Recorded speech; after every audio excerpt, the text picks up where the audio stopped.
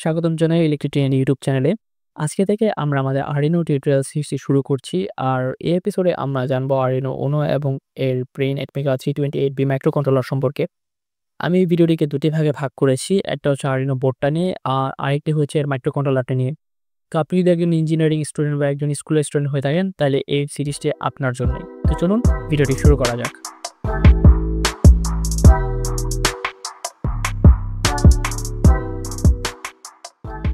Arduino নিয়ে সংক্ষেপে একটু পরিচয় দিই। Arduino হচ্ছে আপনার একটি ওপেন সোর্স মাইক্রোকন্ট্রোলার বোর্ড, যার মধ্যে Atmega 328B মাইক্রোকন্ট্রোলারটি ব্যবহার করা হয়েছে।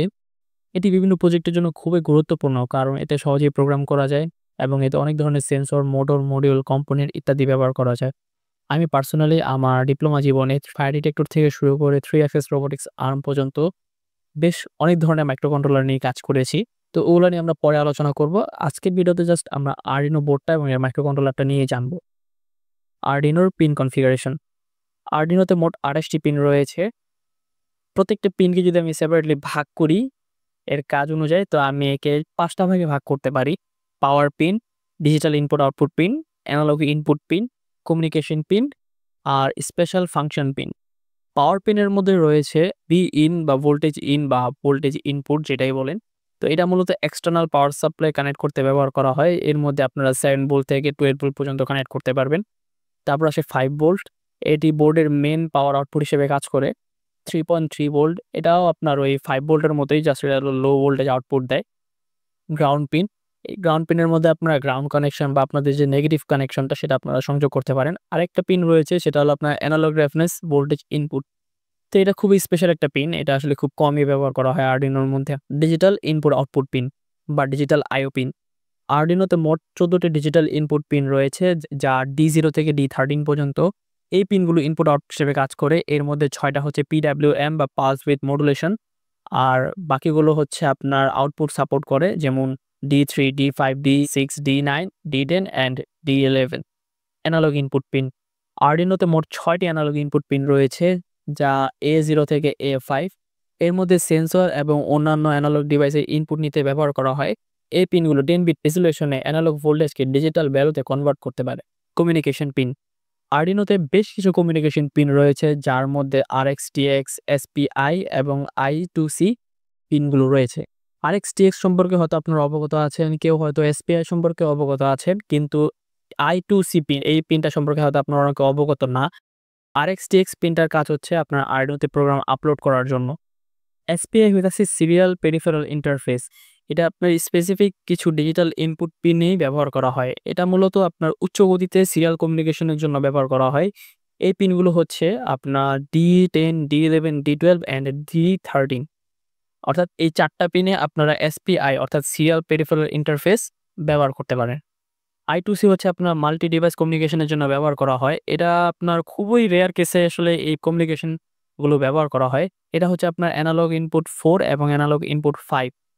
স্পেশাল ফাংশন পিনে আসলে তেমন কিছুই নেই। জাস্ট ওইটাতে আপনার রিসেট বাটনটা রয়েছে, রিসেট পিনটা, আর হতেছে আপনার LED ব্লিঙ্ক অর্থাৎ D13 এ LED ব্লিঙ্কটা করা সেটা। এবার আসা যাক এর মস্তিষ্ক অর্থাৎ Atmega 328P মাইক্রোকন্ট্রোলারটা। Arduinoকে এত শক্তিশালী করে তুলেছে এর মধ্যে থাকা এর মাইক্রোকন্ট্রোলারটি।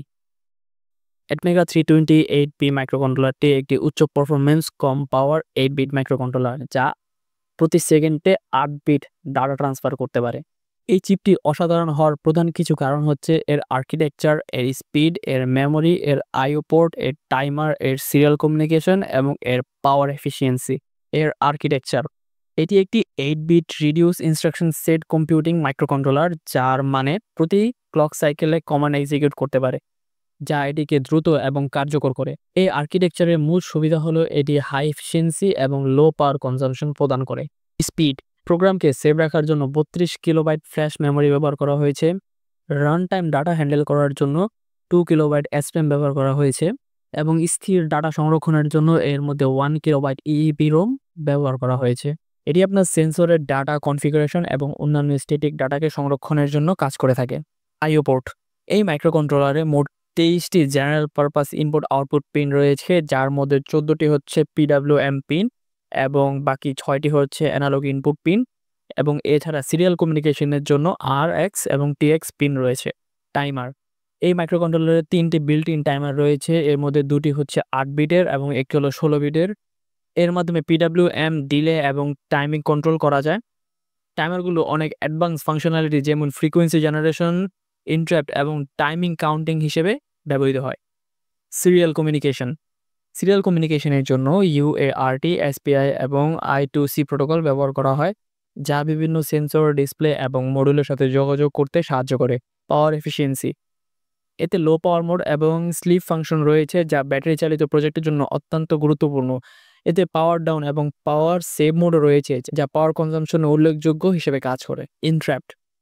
এটি হার্ডওয়্যার ও সফটওয়্যারে ইন্টারাপ্ট সাপোর্ট করে, যা ইভেন্ট ডিভেন্ট প্রোগ্রাম এবং টাইম ক্রিটিক্যাল অ্যাপ্লিকেশনের জন্য অত্যন্ত গুরুত্বপূর্ণ। এডিসি অর্থাৎ অ্যানালগ টু ডিজিটাল কনভার্টার। এতে 10 বিট এডিসি রয়েছে, যা অ্যানালগ থেকে ডিজিটাল এবং ডিজিটাল থেকে অ্যানালগে কনভার্ট করতে পারে। এটি সেন্সর ডাটা প্রসেসিং এর জন্য কাজ করে থাকে। আচ্ছা, এখন আপনাদের মনে হয়তো একটি প্রশ্ন থাকতে পারে যে আরডিনোর মধ্যে কেন অ্যাটমেগা 328P মাইক্রোকন্ট্রোলারটি ব্যবহার করা হয়েছে? আরও তো অনেক মাইক্রোকন্ট্রোলার রয়েছে, তো কেন এটাই? এর মেইন কারণটা হচ্ছে এতে প্রোগ্রাম করা খুবই সহজ এবং এটি প্রচুর পেরিফেরাল এবং এটি সহজ ইনস্ট্রাকশন সেট প্রদান করে, যা শেখা এবং পরীক্ষার জন্য দুর্দান্ত করে তোলে। এই ছিল আরডিনো উনো এবং অ্যাটমেগা 328P মাইক্রোকন্ট্রোলারের বেসিক কিছু ধারণা। এখন আপনারা যদি এটি নিয়ে আরও অ্যাডভান্স ধারণা চান বা অ্যাডভান্স জানতে চান, তাহলে অবশ্যই কমেন্ট করে জানাবেন। আমি ২টা নিয়ে সেপারেটলি আলাদা ভিডিও বানাবো। দেখা হবে পরবর্তী কোনো ভিডিওতে। ভালো থাকবেন সবাই।